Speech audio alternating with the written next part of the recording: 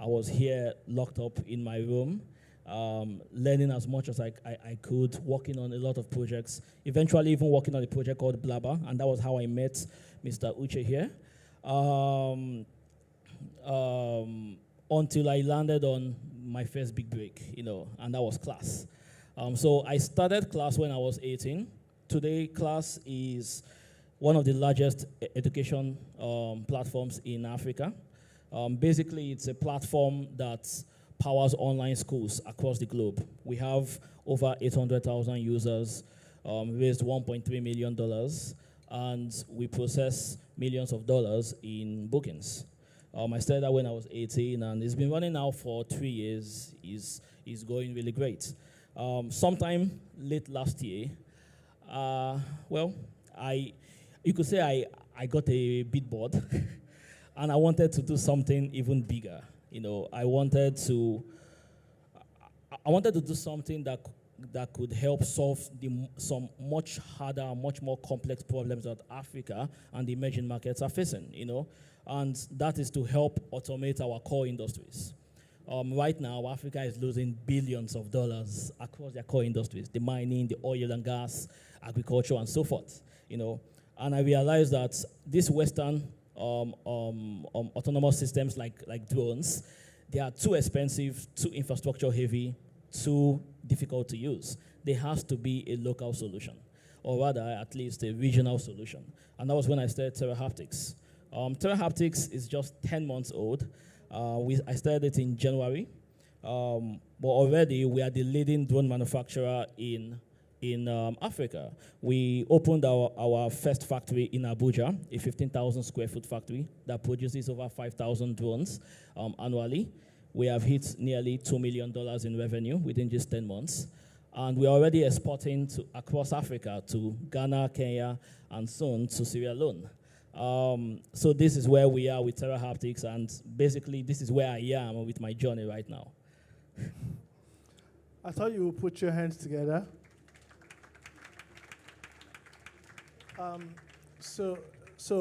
We'll come back to the drone conversation, but I want to drill a bit more into your life, because I think we have a couple of students here, and we could learn a thing or two from your journey, right?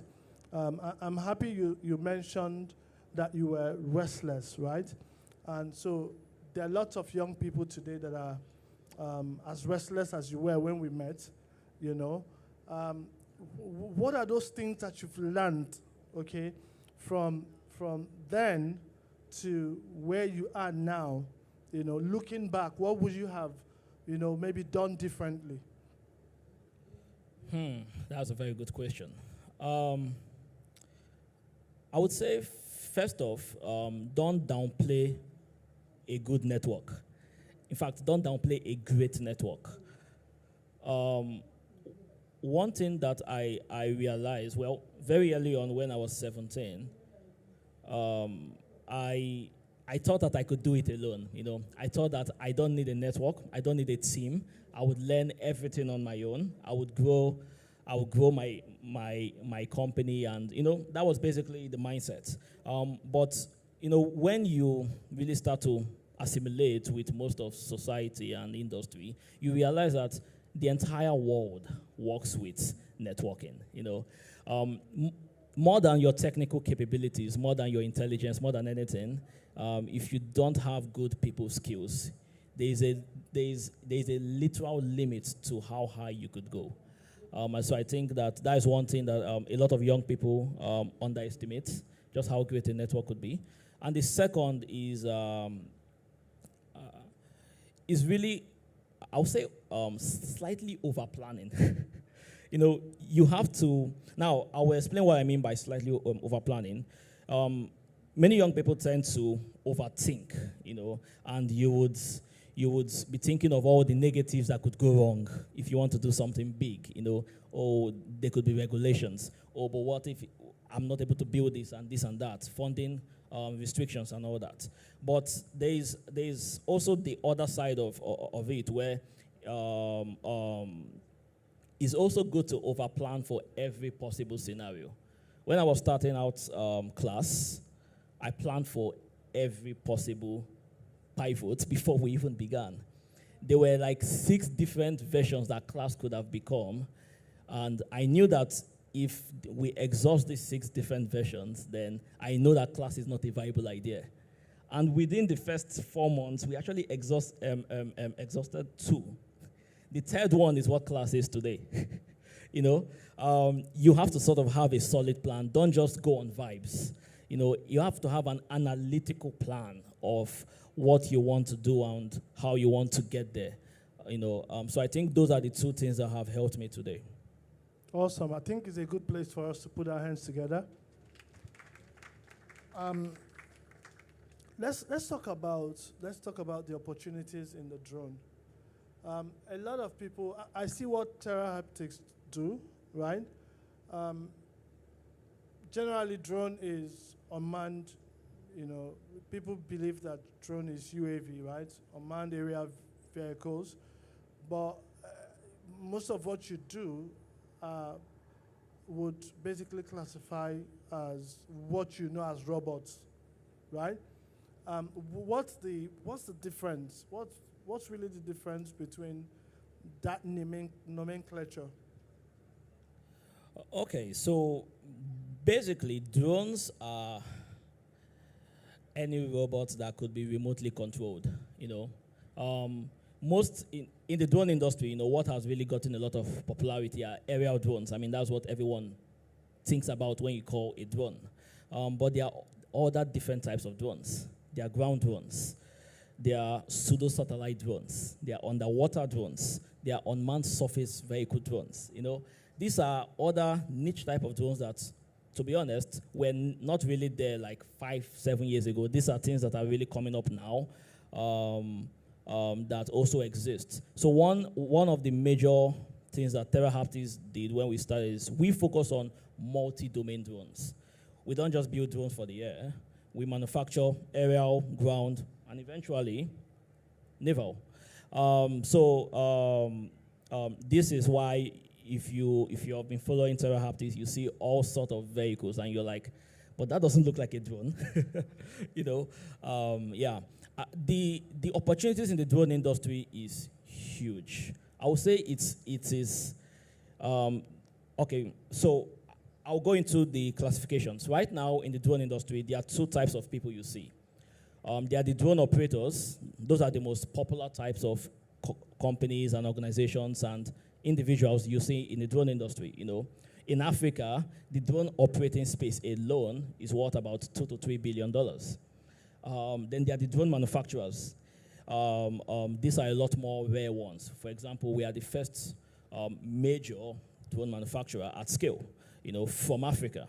If you're going to Europe, Asia, you know, you see other manufacturers like DJI, Parrot, Skydio, and the rest. The difference between the 2 is one builds, the other flies.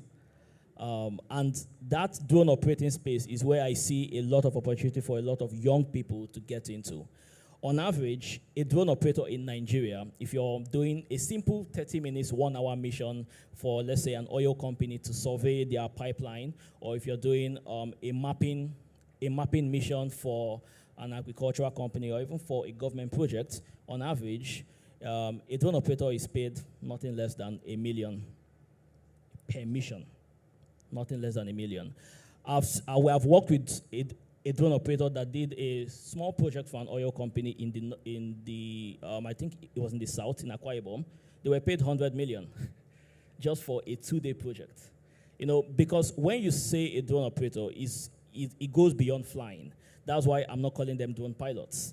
You have to be able to not just understand how to fly these drones, but understand the data that these drones are also giving. You know, that is the telemetry data, the flight log data, the surveillance data. All that has to be extracted from these drones and interpreted back to the customer. So it's a very high-paying job, and I really hope that more people get into this industry. And that's why next year, Terra Haptics would actually be opening Nigeria's first, or rather, Nigeria's biggest drone school. Yeah. Interesting. Okay. What are the parts? What kind of certification do I need? I mean, if I'm sitting here and I want to become, I get into the drone space, become a drone pilot, or what kind of certifications do I need? And by extension, what kind of experience brought you into, the drone space? Okay, so to answer the first, what sort of certifications do you need? You basically need just one to at least to get started, and that is a drone flying license from the NCAA. That is the National Commission of Aviation Agency. Yeah, I think. So yeah, that is all you need. You will need to get that license to be able to fly, because if you fly without that license and you fly over what we call a no-fly zone, which are basically restricted zones that across a country. For example, an airport is a no-fly zone. A military base. If you fly across a no-fly zone, you could land yourself in jail for up to a year. So yeah, you want to get that license to start flying professionally, but you could still go to training centers and all that and fly recreationally, or at least for training purposes without a license. Then once you've gotten this skill, you go out there to get the license. And actually, if you do want to get your license, we are also preparing programs for that, where you could, through Terra Haptics, because we have a close relationship with the NCAA, we could connect you to the right people within the agency. Because for us, part of building the entire, what we call the drone economy, is for all these drones that we're manufacturing at scale. Our Abuja factory manufactures 5,000 drones annually. We're currently constructing a 100,000 square feet facility somewhere else in West Africa. I won't mention the name yet. That will be manufacturing 60,000 drones. For all these vehicles that we're manufacturing, we need people to operate it. So expanding that drone operators network matters to us as much as manufacturing these systems. And that's basically how it is. Interesting. So let's touch on something that, a conversation that we've had.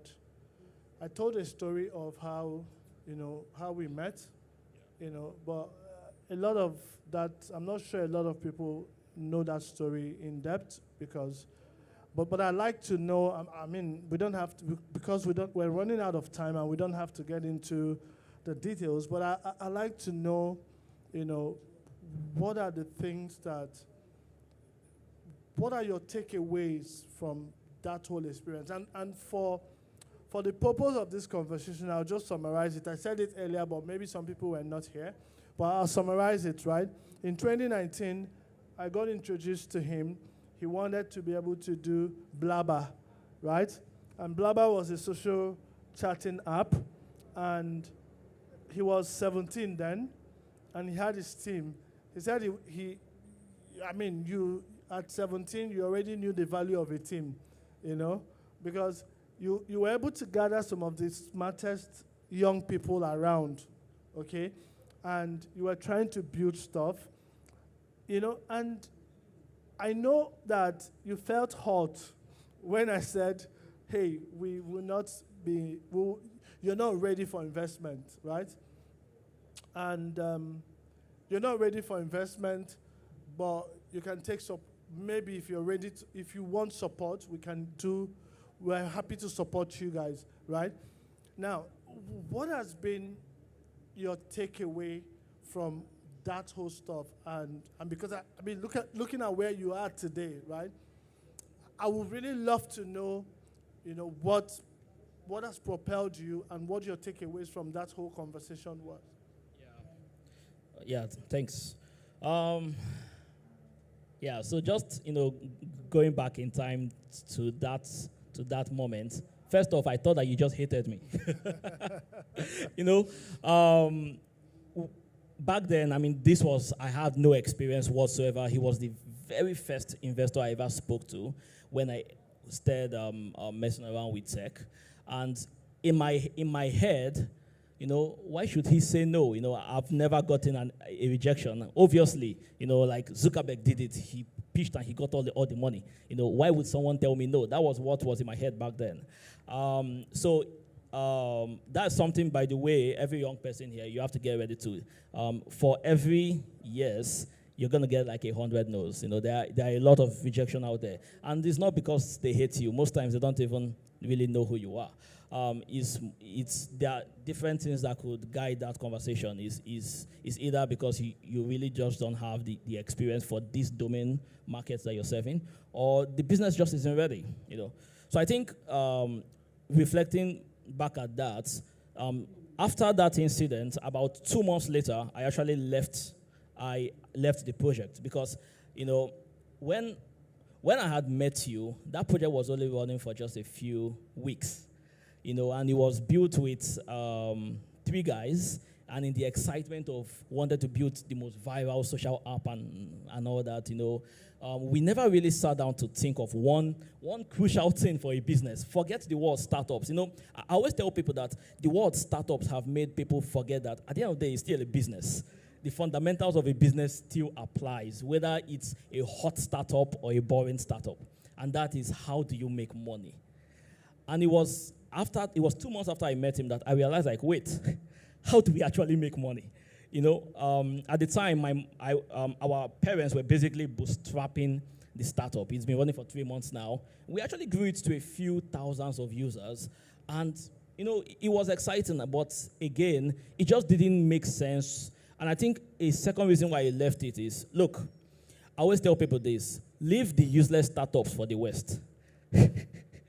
If you're building something, build something that matters. Build something that is solving critical problems. Leave the, what was that voice? That voice social media that was trending back then. No, I'm trying. Yeah. Clubhouse, yes. Leave the Clubhouse type of businesses for the West. Yeah.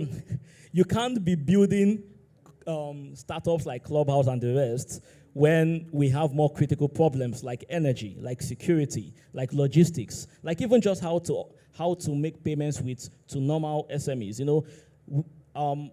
The fundamentals for an African startup should be to solve critical problems that, first of all, can solve our own issues. The second of all, can potentially scale globally. And that was what I used for both Class and Terra Haptics. And that is why right from day one, Class currently is in 45 countries. Our largest market is India. Terra Haptics, since we started this company 10 months back, our biggest market is Ghana. We are exporting more than we are selling within Nigeria. And this is how to build a global business from day one. Yeah. Interesting. You missed a place to put your hands together. So leave the clubhouses for the West, right? Build something that matters, build something that's interesting. And I think that's a powerful quote. Hopefully people are taking note, right? And so Terra Haptics is coming to Port Harcourt to have an event. Yes. Yes, you want to talk about that? Oh, yeah, sure. Yeah. On the 23rd of November, if anyone is available, we are hosting the largest drone event in Africa, in Aztec, just right here. And where we'll be unveiling 2 groundbreaking products. Plus, there will be a lot of amazing experts from across the industry.